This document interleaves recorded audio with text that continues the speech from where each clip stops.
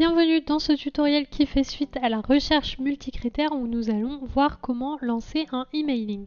Donc dans le tutoriel précédent, on a vu comment faire une recherche multicritère. Maintenant que vous avez établi la liste des personnes à qui vous souhaitez communiquer, vous êtes arrivé sur cet affichage ici présent au niveau de la recherche multicritère. Vous allez tout simplement lancer un mailing.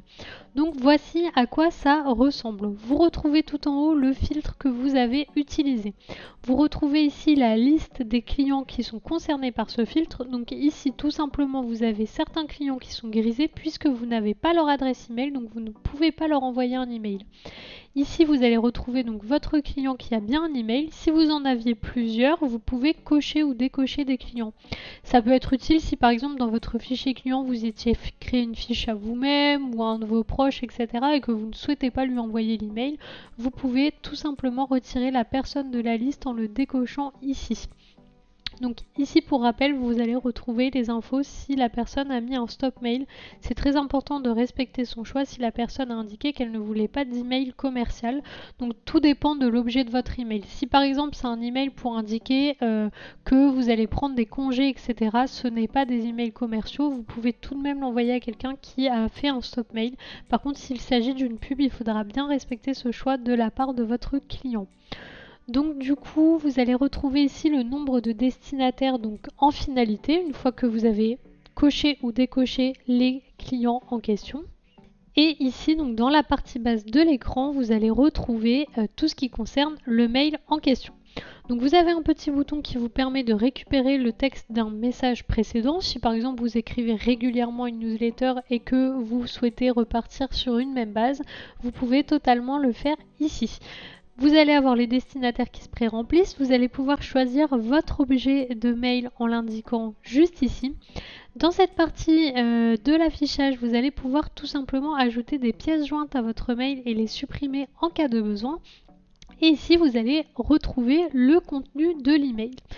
Donc, si vous souhaitez modifier le contenu de l'email, vous allez cliquer ici, donc modifier le contenu, et vous allez avoir ce type d'affichage.